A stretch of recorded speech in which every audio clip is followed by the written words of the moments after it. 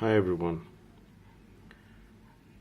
I thought I'd just talk something about a Seiko that I've had for more than a year now. It's called the Seiko Velatura Kinetic Perpetual.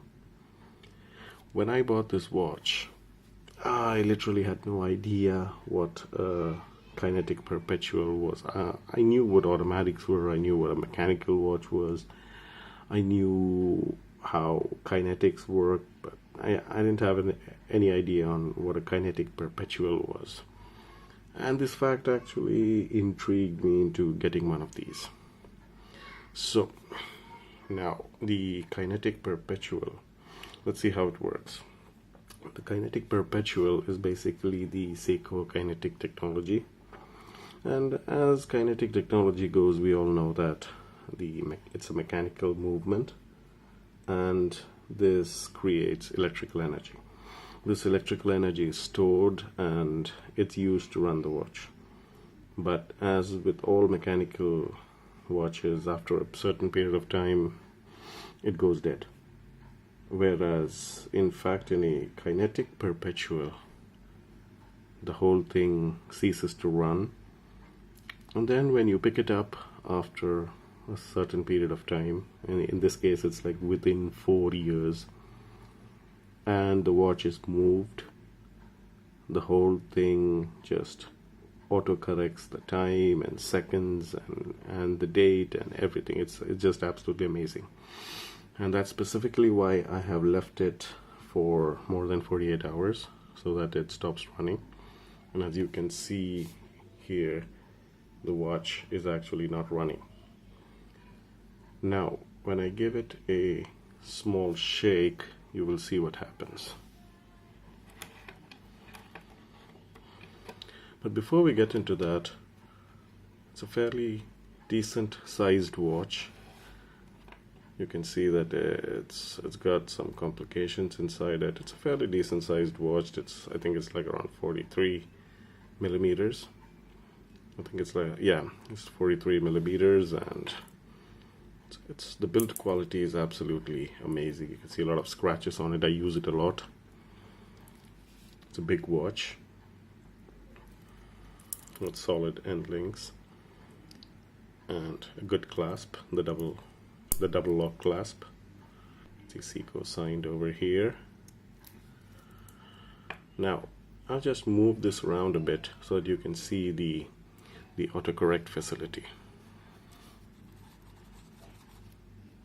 You see that it's correcting.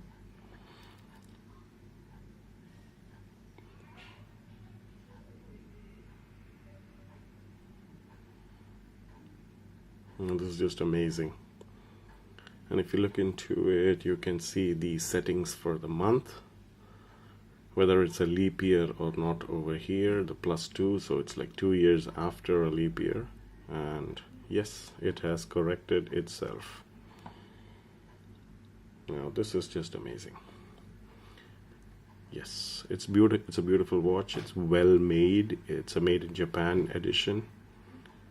And there's nothing, I mean, the biggest disadvantage I would say of this watch is that it's fairly heavy and it's a bit thick.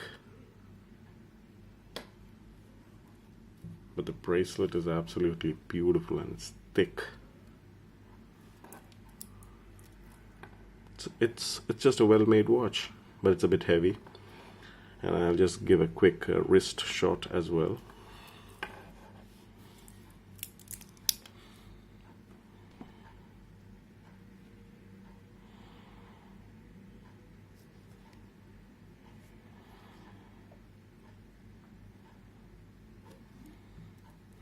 It does have a bit of lume on it, especially on the minute and hour hands. It's got lume. It's got a red seconds needle. It's a good watch. Let me see if I can get a lume shot as well.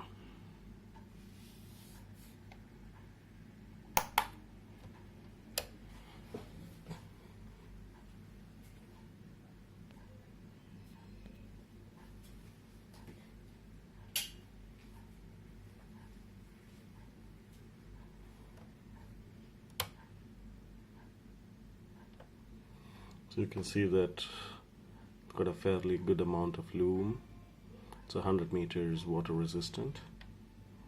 Let me just turn on the lights back again.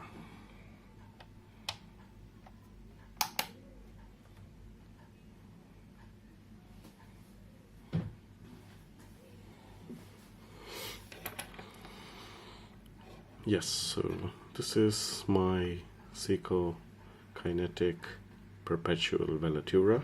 It's a good watch. And I'll just use this video to show some of the other Seikos I have. My first Seiko ever is the Baby Tuna. Here it is. It's an absolute amazing watch. I've had it for, I don't know, like 5 to 6 years now.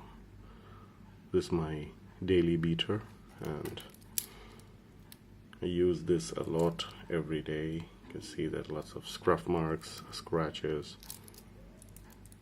No, but it's absolutely amazing watch. Beautiful.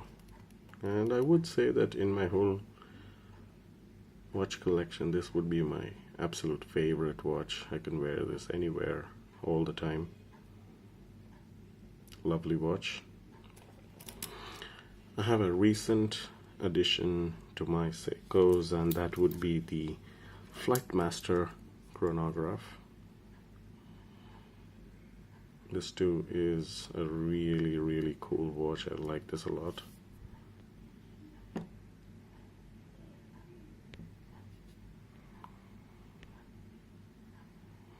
Well, I've actually bought this watch for its looks. I don't know absolutely nothing on how to use the slide bezel here. I have no idea on how to use it, but I just feel that it's really cool function to have, and it's just so well done. Beautiful watch. And yes, that's pretty much about the Seiko collection that I have.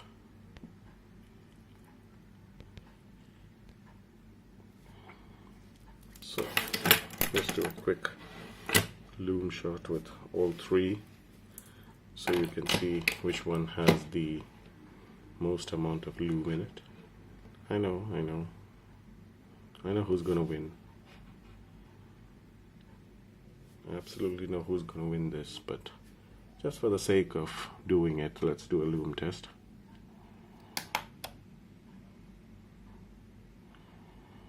Yes, so you can see it's the Baby Tuna that has the most amount of lume in it.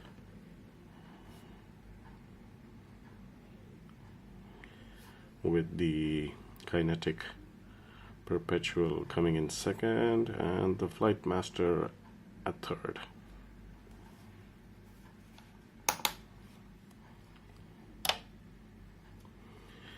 Yes, so thank you so much for watching, and have a good day.